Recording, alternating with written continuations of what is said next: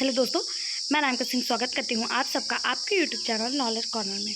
Friends, UP TET की तैयारी में जिसमें हम लोग सीडीपी पढ़ रहे हैं, चाहे आप 1 to 5 या 6 to 8 कोई भी एग्ज़ाम देने जा रहे हैं, अगर आप यूपी टेट देने जा रहे हैं तो ये क्लास आपके लिए बहुत ज़्यादा हेल्पफुल है।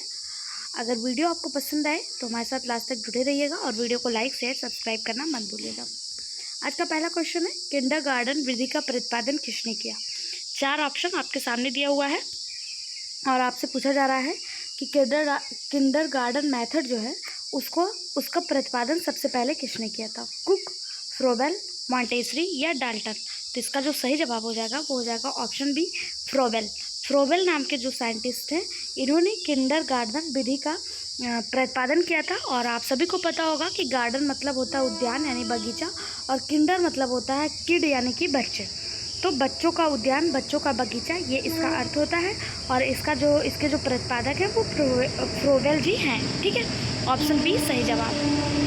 अगला क्वेश्चन जो आपके सामने है, संकलनात्मक परामर्श के जन्मदाता हैं। ऑप्शन आपके सामने पहला दिया है विलियमसन, थॉर्न या रोजर्स। बताइए कौन सा इसका सही जवाब हो जाएगा। संकलनात्मक परामर्श के दाता कौन है, जन्मदाता कौन है, तो सही जवाब हो जाएगा ऑप्शन बी, थॉर्न। थॉर्न जो है ये इन्हें संकलनात्मक परामर्श के जन्मदाता के रूप में जाना जाता है। इस प्रकार के परामर्श में परामर्शदाता ना तो अधिक सक्रिय होता है ना ही अधिक निष्क्रिय होता है, मतलब वो कैसा होता है, मिडिल का होता है। और इसके जो जन्मदाता है कौन है, FC थॉर्न। ऑप्शन बी बिल्कुल सही और सटीक जवाब हो जाएगा। अगला क्वेश्चन है, छात्र के अवांछित व्यवहार के संशोधन हेतु सबसे प्रभावी विधि कौन सी है। यानी कि अगर कोई छात्र अवांछित व्यवहार कर रहा है, ऐसा व्यवहार कर रहा है जो उचित नहीं है, तो उसको संशोधन करना है, उसको सुधार करना है, उसके लिए सबसे प्रभावी विधि कौन सी है। उसे माता पिता को सूचित करना, छात्र को दंडित करना, उसे नज़रअंदाज करना, या अवांछित व्यवहार के कारण का पता लगाकर उपचारों का सुझाव देना। तो देखिए, अगर कोई छात्र अवांछित व्यवहार कर रहा है तो उसके व्यवहार करने का जो कारण है वो जाने और उस कारण को दूर करने का प्रयास करें, संशोधन करने का प्रयास करें। ऑप्शन डी इसका सही और सटीक जवाब हो जाएगा। अगला क्वेश्चन, डिसलेक्सिया संबंधित है। डिसलेक्सिया किससे संबंधित है, लेखन संबंधित। तो लेखन से डिसलेक्सिया नहीं, डिसग्राफिया संबंधित होता है। लिखना और ग्राफ ऐसे याद कर लीजिए। पढ़ने संबंधित बिल्कुल सही जवाब, ऑप्शन बी इसका सही जवाब हो जाएगा। डिसलेक्सिया जो है वो पढ़ने से संबंधित है। कलकोलिया जो होता है, डिसकलकोलिया, ये गणित से संबंधित होता है। बाकी इसका जो सही जवाब हो जाएगा वो ऑप्शन बी हो जाएगा। अगर जो बच्चा मौखिक रूप से बोलने में सक्षम नहीं है, यानी जो सही से बोल नहीं पा रहा है, वो अफेजा या डिस्फेजिया का शिकार होता है। बाकी डिसलेक्सिया जो है वो किससे संबंधित है, पढ़ने से। डिसग्राफिया या डिस्प्रैक्सिया जो है वो लिखने से संबंधित होता है। अगला क्वेश्चन, ऑप्शन बी सही जवाब। अगला, ब्रेल लिपि एवं टेप रिकॉर्डर किसके लिए शैक्षिक प्रावधान के रूप में प्रयुक्त किए जाते हैं। तो आप सभी को पता होगा ब्रेल लिपि, इसकी खोज लुइस ब्रेल के द्वारा की गई। इसमें 6 डॉट होते हैं, यानी 2 रो होता है और 6 डॉट होते हैं। इसका प्रयोग जो है दृष्टिबाधित बच्चों के लिए किया जाता है। ऐसे बच्चे जो देख नहीं सकते वो इन डॉट को छूकर पढ़ने में उनको मदद मिलती है। ऑप्शन बी इसका सही और सटीक जवाब हो जाएगा। अगला क्वेश्चन, अच्छा आपके लिए होमवर्क क्वेश्चन है कि ब्रेल दिवस किस दिन मनाया जाता है। ब्रेल दिवस किस दिन सेलिब्रेट किया जाता है, ये आपको कमेंट बॉक्स में बताना है। ओके, अगला क्वेश्चन है, CWSN का अर्थ है। CWSN का क्या अर्थ है, विशिष्ट आवश्यकता वाले बच्चे, मजबूत आवश्यकता वाले बच्चे, एकांकी आवश्यकता वाले बच्चे, या मृदु आवश्यकता वाले बच्चे। तो CWSN का मतलब होता है चिल्ड्रन विद स्पेशल नीड, यानी कि विशिष्ट आवश्यकता वाले बच्चे। ऑप्शन ए इसका बिल्कुल सही जवाब हो जाएगा, चिल्ड्रन विद स्पेशल नीड इसका सही जवाब हो जाएगा। अगला क्वेश्चन, निम्नलिखित में से कौन सा परामर्श का एक तत्व नहीं है। वृत्तीय वृद्धि, साक्षात्कार, विश्वास या संप्रेषण। तो परामर्श का एक तत्व नहीं है, साक्षात्कार है, संप्रेषण है, विश्वास भी है। जो नहीं है वो वृत्तीय वृद्धि है, और गलत होते हुए भी यही सही हो जाएगा क्योंकि यहाँ पे पूछा कौन सा नहीं है। ऑप्शन ए इसका सही जवाब। अगला क्वेश्चन, मनोविज्ञानशाला उत्तर प्रदेश में कहाँ स्थित है। मनोविज्ञानशाला आगरा, लखनऊ, बनारस या इलाहाबाद। तो तो इसका सही जवाब हो जाएगा मनोविज्ञानशाला वर्तमान के प्रयागराज में स्थित है और उत्तर प्रदेश के प्रयागराज में वर्तमान में, पहले से इलाहाबाद के नाम से जाना जाता था। अगर आपसे भारत का पहला मनोविज्ञानशाला पूछ ले तो वो कोलकाता में है और उत्तर प्रदेश का पहला कौन सा है तो यही इलाहाबाद में है। ऑप्शन सी इसका सही जवाब हो जाएगा। 1942 ईस्वी में इलाहाबाद में एक मनोवैज्ञानिक निर्देशन ब्यूरो स्थापित किया गया। अगर पूछा जाए यह कार्य किसके द्वारा किया गया तो आचार्य नरेंद्र देव के द्वारा किया गया। अगला, जो संबंध स्किनर का चूहों के साथ है, थॉर्नडाइक का बिल्ली से है, वही संबंध कोहलर का किससे है। देखिए, स्किनर ने अपना जो प्रयोग है वो चूहों पे किया था, थॉर्नडाइक ने बिल्ली पर किया था, लेकिन कोहलर ने किस पे किया था वही पूछा जा रहा है। बंदर पे, कुत्ता पे, मुर्गी पे, वनमानुष पे। तो देखिए, इन्होंने जो है जो अपना प्रयोग किया था वो वनमानुष पे किया था, चिंपैंजी पे किया था। आप बंदर मार्क मत करिएगा बिल्कुल भी। इसका सही जवाब वनमानुष हो जाएगा, चिंपैंजी हो जाएगा। और उस चिंपैंजी का नाम क्या था, अगर आप में से किसी को पता है तो प्लीज़ कमेंट बॉक्स में ज़रूर टाइप कीजिएगा। कोहलर ने जिस चिंपैंजी पर अपना प्रयोग किया था उस चिंपैंजी का नाम क्या था, उस वनमानुष का नाम क्या था। ऑप्शन डी इसका बिल्कुल सही जवाब हो जाएगा। और कोहलर ने जो है अंतर्दृष्टि सूच का सिद्धांत जो है इसी पर दिया हुआ था। अगला क्वेश्चन, अधिगम का पठार क्या है। अधिगम का पठार, अधिगम की समाप्ति, अधिगम में अवरुद्ध वर्धन, अधिगम में दोष या अधिगम में अवरोध। तो देखिए, अधिगम का पठार क्या होता है, जैसे आप पढ़ रहे हैं, लर्निंग कर रहे हैं और बीच में कोई रुकावट आ गई, ये पठार बन गया, प्लेटिव बन गया, फिर आप पढ़ रहे हैं फिर प्लेटिव बन गया। तो यानी कि अधिगम में अवरुद्ध वर्धन जो है ये अधिगम में पठार का कार्य करता है। ऑप्शन बी इसका सही जवाब हो जाएगा। अधिगम वक्र का कुछ भाग अत्यंत कम उन्नति को प्रदर्शित करता है और वही क्या कहलाता है, अधिगम का पठार कहलाता है। ठीक है, अगला क्वेश्चन देखते हैं। द बिहेवियर ऑफ ऑर्गेनिज्म नामक पुस्तक किसकी है। The behaviour of organism, Pavlov, Skinner, Hull या थॉर्नडाइक। तो इसका सही जवाब हो जाएगा ऑप्शन बी स्किनर। स्किनर जिन्होंने अपना जो सिद्धांत है वो चूहा और कबूतर दोनों पे दिया था। इन्हीं की एक बुक है द बिहेवियर ऑफ ऑर्गेनिज्म। ठीक है, ऑप्शन बी इसका बिल्कुल सही जवाब हो जाएगा। अगला क्वेश्चन, छात्रों में सही व्यवहार के प्रशिक्षण हेतु सर्वाधिक महत्वपूर्ण क्या है। यानी अगर आप चाहते हैं कि जो छात्र है वो अच्छे से व्यवहार करे तो उसके लिए सबसे ज़्यादा महत्वपूर्ण क्या है। पुरस्कार, प्रशंसा, दंड, सही व्यवहार का प्रस्तुतिकरण। अगर आप किसी बच्चे को दंड देंगे या पुरस्कार देंगे तो वो थोड़े टाइम के लिए रहेगा, उसके लिए मोटिवेशन का कार्य करेगा। लेकिन अगर आप उसके सामने सही व्यवहार करते हैं, अपने आप का सही प्रेजेंटेशन रखते हैं तो बच्चा भी आपसे ही सीखेगा, क्योंकि बच्चे जो होते हैं वो बड़ों का नकल करते हैं। अगर आप एक आदर्श शिक्षक, एक आदर्श पेरेंट्स, एक आदर्श फैमिली बनकर रहेंगे तो बच्चा भी वही सीखेगा। इसलिए बच्चों में सही व्यवहार लाने के लिए आपको स्वयं सही व्यवहार रखना होगा। तो ऑप्शन डी इसका सही और सटीक जवाब हो जाएगा। अगला क्वेश्चन, समस्या समाधान में लक्ष्य प्रवणता के संप्रदाय को किसने प्रस्तावित किया। कोहलर, हल, कैंडलर या फिर ब्रिक। तो सही जवाब हो जाएगा हल। ऑप्शन बी इसका सही जवाब हो जाएगा, किसने, हल ने। समस्या समाधान में लक्ष्य प्रवणता के संप्रदाय को क्लार्क हल ने प्रस्तावित किया था। हल के सीखने की विधि को परिकल्पित निगमनात्मक विधि या फिर इसी को तार्किक निगमनात्मक विधि के नाम से भी जाना जाता है। यानी कि ऑप्शन बी इसका सही जवाब हो जाएगा। अगला क्वेश्चन, इनमें से कौन सा शिक्षण की विचारधारा से संबंधित नहीं है। यानी शिक्षण की विचारधारा से कौन नहीं संबंधित है। D.W. एलन, बुश, एचिंसन या ह्यूम। तो आप सभी को पता है डेविड ह्यूम, डी ह्यूम जो है ये शिक्षण की विचारधारा से संबंधित नहीं है। ऑप्शन सी इसका बिल्कुल सही जवाब हो जाएगा। बाकी ये तीनों जो हैं ये सूक्ष्म शिक्षण की विचारधारा से संबंधित है। किससे हैं, सूक्ष्म शिक्षण की। अगला, निम्नलिखित में से कौन सा शिक्षण अधिगम का स्तर नहीं है। स्मृति स्तर, अवबोध स्तर, प्रावर्ती स्तर या दूरवर्ती स्तर। कौन सा नहीं है पूछा है। ठीक है, तो स्मृति तो है, अवबोध भी है, प्रावर्ती भी है, जो नहीं है वो दूरवर्ती है। गलत होते हुए भी यही सही हो जाएगा क्योंकि पूछा कौन सा नहीं है। तो ऑप्शन डी इसका बिल्कुल सही और सटीक जवाब हो जाएगा। शिक्षण अधिगम के जो स्तर होते हैं वो 3 होते हैं, स्मृति स्तर, अवबोध स्तर और प्रावर्ती स्तर। Memory level, understanding level, reflective level. ठीक है, अगला, निम्नलिखित में से कौन सा शिक्षण में जनतांत्रिक शिक्षण नीति नहीं है। जनतांत्रिक नहीं है, अन्वेषण, व्याख्यान, योजना या मस्तिष्क उद्वेलन। तो इसका सही जवाब हो जाएगा ऑप्शन बी, यानी कि व्याख्यान विधि। व्याख्यान विधि जो है ये जनतांत्रिक शिक्षण नीति नहीं है। ऑप्शन बी इसका सही जवाब हो जाएगा। व्याख्यान कक्षा शिक्षण में जनतांत्रिक शिक्षण नीति नहीं है। व्याख्यान किसी अध्यापक अथवा विशिष्ट व्यक्ति द्वारा दिया जाता है जो अपने विचारों को प्रकट करते हैं, ठीक है। ये शिक्षण विधि के अंतर्गत नहीं आता है। अगला, निम्नलिखित में से कौन सी समावेशी शिक्षा की एक विशेषता नहीं है? समावेशी शिक्षा की एक विशेषता नहीं है, ध्यान दीजिएगा, यहाँ पूछा कौन सा नहीं है।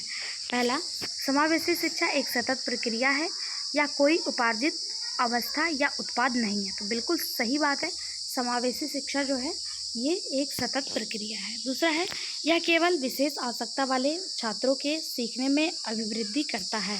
देखिए, जब आप कोई क्वेश्चन पढ़ रहे हो और आपको कोई आंसर केवल मिल जाए, ओनली लिखा हुआ मिल जाए, तो ऐसे क्वेश्चन अक्सर जो है गलत होते हैं, ठीक है। और यहाँ पे नहीं पूछा, नेगेटिव में पूछा, तो यही सही हो जाएगा, ठीक। यह दिव्यांग बालकों की देखभाल के लिए है, बिल्कुल सही बात है। यह सभी विद्यार्थियों की क्षमताओं के अधिगम स्तर को बढ़ाना चाहता है, ये भी बिल्कुल सही बात है। जो इसमें गलत है वो ऑप्शन बी है, और यही गलत होते हुए भी सही हो जाएगा, ठीक। अगला क्वेश्चन, निम्नलिखित में से कौन सा फ्लैंडर की अंतःक्रिया विश्लेषण संबंधित से प्रणाली से संबंधित नहीं है?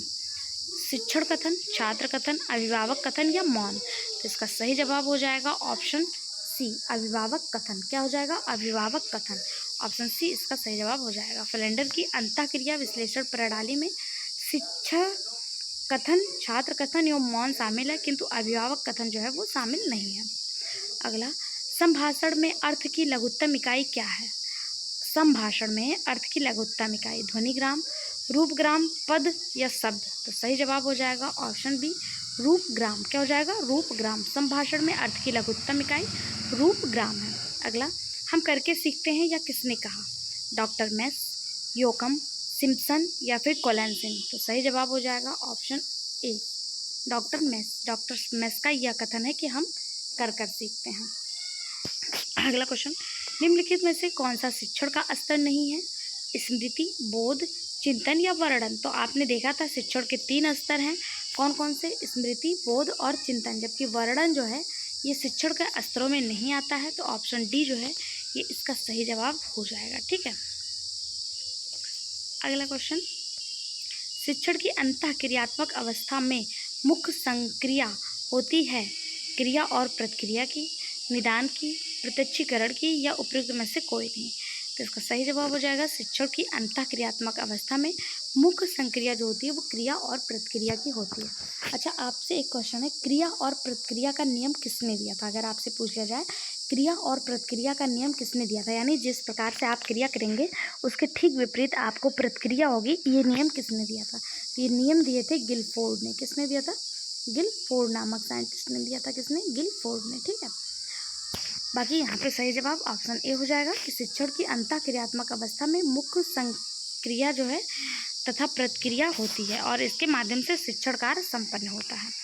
अगला, एक बालक काली गाय, काला कुत्ता तथा काली वस्तुओं को देखकर उससे डरने लगता है, यह किस प्रकार का अनुबंधन में चिन्हित है? अनुक्रिया समानीकरण, अनुक्रिया अनुबंधन, उद्दीपक सामान्यीकरण या उपयुक्त में से कोई नहीं? कोई बालक है, वो चाहे काली गाय देख ले, काला कुत्ता देख ले, काली वस्तु देख ले, यानी काले रंग की कोई भी चीज़ देख ले, उसके अंतःमन में उसके प्रति डर बैठ गया है, तो यह क्या बता रहा है? ये हो जाएगा उद्दीपक सामान्यीकरण। क्या हो जाएगा? उद्दीपक सामान्यीकरण। ऑप्शन सी इसका सही जवाब हो जाएगा। अगला, शिक्षण विधि का चयन करते समय निम्नलिखित में से किसको ध्यान में रखने की आवश्यकता नहीं है? ध्यान दीजिएगा, यहाँ पूछा किसको ध्यान में रखने की आवश्यकता नहीं है।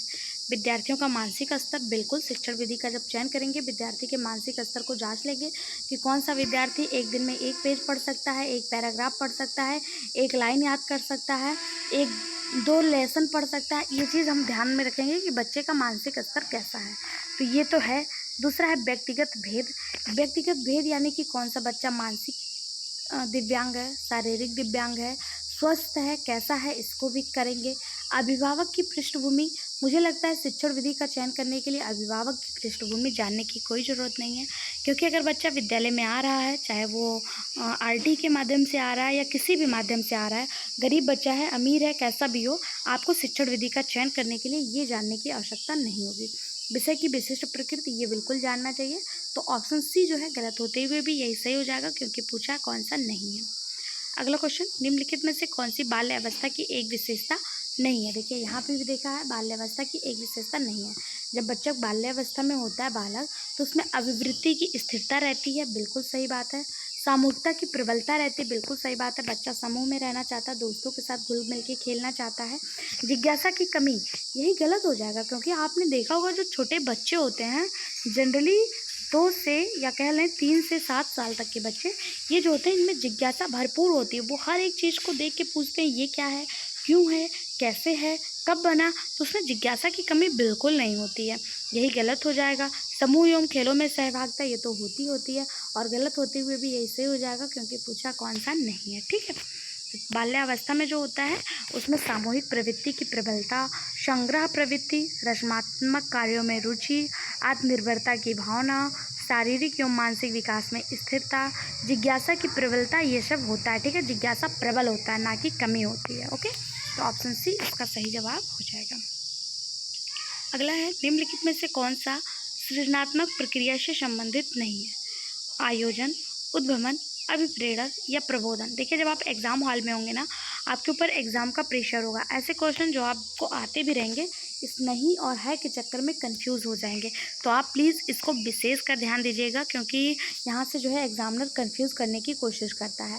सृजनात्मक प्रक्रिया से संबंधित नहीं है पूछा। ठीक है, अगर आप ध्यान में दिए सृजनात्मक प्रक्रिया से संबंधित है और आयोजन पहले ही नंबर पे, आप सही मार्क करके चले आएंगे, इसलिए इस नहीं का विशेष रूप से ध्यान दीजिएगा। ठीक है, इसका सही जवाब हो जाएगा अभिप्रेरण। ऑप्शन सी इसका सही जवाब हो जाएगा। सृजनात्मक प्रक्रिया के अंतर्गत आयोजन, उद्भवन और प्रबोधन आता है, जबकि अभिप्रेरण जो है ये इसके अंतर्गत नहीं आता है। अगला, निम्नलिखित में से कौन सा वृद्धि और विकास का प्रथम चरण है? नैतिक विकास, शारीरिक विकास, सामाजिक विकास या मानसिक विकास? विकास, वृद्धि और विकास का प्रथम चरण कौन सा है?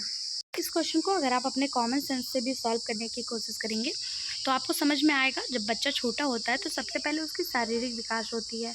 जब बच्चा जैसे जैसे शारीरिक विकास होता है उसी तरह उसका मानसिक डेवलपमेंट भी होता रहता है। तो प्रथम चरण कौन सा हो जाएगा? ऑप्शन बी, शारीरिक विकास इसका सही जवाब हो जाएगा। ठीक है, यानी वृद्धि और विकास के जो चरण होते हैं, सबसे पहले किसका विकास होता है? सबसे पहले शारीरिक विकास होगा, फिर मानसिक विकास होगा, फिर उसमें संवेगात्मक विकास देखने को मिलेगा, यानी कि वो चलना फिरना दौड़ना शुरू करेगा। फिर उसमें नैतिक विकास होंगे, यानी वो सोचना शुरू करेगा। फिर उसमें सामाजिक विकास होंगे, समाज में उठने बैठने बोलने रहने का तौर तरीका सीखेगा। इसलिए ऑप्शन बी इसका सही जवाब हो जाएगा। सबसे पहले जो होगा वो कौन सा होगा? शारीरिक विकास। अगला, सीखना एक तरह के व्यवहार का संशोधन है, बचाव है, विस्तार है या प्रसार है? तो आप कोई चीज़ सीख रहे हैं तो क्या कर रहे हैं? आप अपने पुराने ज्ञान में नया ज्ञान जोड़ रहे हैं, पुराने ज्ञान को संशोधित कर रहे हैं। कोई चीज़ गलत तरीके से सीखे हैं उसको सही कर रहे हैं, तो वो क्या हो जाएगा? संशोधन हो जाएगा। ऑप्शन ए इसका सही जवाब हो जाएगा। सीखना एक तरह के व्यवहार का संशोधन है। गिलफोर्ड एक साइंटिस्ट थे, उन्होंने कहा व्यवहार के कारण व्यवहार में आया हुआ कोई भी परिवर्तन अधिगम होता है। मैंने इसी को बताया था, क्रिया के अनुरूप प्रतिक्रिया, यानी अगर आपके साथ कैसा व्यवहार हो रहा है उसी के अनुसार आप उसके साथ व्यवहार कर रहे हैं। क्रिया के अनुरूप जो प्रक्रिया होती है वो किसने कहा था? गिलफोर्ड ने। ठीक है, ऑप्शन ए इसका सही जवाब हो जाएगा। अगला, स्किनर बॉक्स का प्रयोग किया जाता है। चालक अधिगम, शाब्दिक अधिगम, प्रसूत अनुबंधन या आकस्मिक अधिगम? तो स्किनर ने जो है क्रिया प्रसूत अनुबंधन का सिद्धांत दिया था, तो इस बॉक्स का जो प्रयोग है वो प्रसूत अनुबंधन के लिए किया जाता है। ऑप्शन सी इसका सही जवाब हो जाएगा। स्किनर बॉक्स का प्रयोग प्रसूत अनुबंधन के लिए किया जाता है। अगला क्वेश्चन, बुद्धि मापन की भाटिया बैटरी परीक्षण में है। बुद्धि मापन की जो भाटिया बैटरी परीक्षण है उसमें 4 उप परीक्षण हैं, 5 उप परीक्षण हैं, 8 उप परीक्षण हैं या 7 उप परीक्षण हैं? तो इसका सही जवाब हो जाएगा ऑप्शन बी, 5 उप परीक्षण हैं। बुद्धि मापन की जो भाटिया बैटरी परीक्षण है उसमें 5 उप परीक्षण हैं। अगर पूछा जाए वो 5 कौन कौन से हैं, तो कॉह ब्लैक डिज़ाइन टेस्ट पहला जो हो जाएगा वो कौन सा हो जाएगा? Kohs block design test, pass along test, pattern design test, immediate memory test, picture concern test. यानी कि पहला कौन सा है? कॉह ब्लैक डिज़ाइन टेस्ट, दूसरा पास अलोंग टेस्ट, तीसरा पैटर्न टेस्ट, चौथा इमीडिएट मेमोरी टेस्ट और पांचवा जो है वो पिक्चर कंसर्न टेस्ट, यानी पिक्चर को देखकर उसको पहचानने की कोशिश करना। ठीक है, तो ऑप्शन बी इसका सही जवाब हो जाएगा। इसमें कितने उप परीक्षण हैं? 5 उप परीक्षण हैं, ठीक है। यहाँ पे CDP के 30 क्वेश्चन कंप्लीट होते हैं। इसी तरह के नेक्स्ट वीडियो पाने के लिए चैनल को सब्सक्राइब, वीडियो को लाइक और ज़्यादा से ज़्यादा शेयर करें। साथ ही अगर वीडियो अच्छा लगा हो तो कमेंट बॉक्स में एक फीडबैक ज़रूर दें, जो हमारे लिए मोटिवेशन का कार्य करते हैं। और अगर आप एक प्यारा सा कमेंट करेंगे तो आपके कमेंट का मेरे द्वारा पर्सनली रिप्लाई भी किया जाएगा और नेक्स्ट वीडियो में आपके कमेंट को शो भी किया जाएगा। Okay, thank you.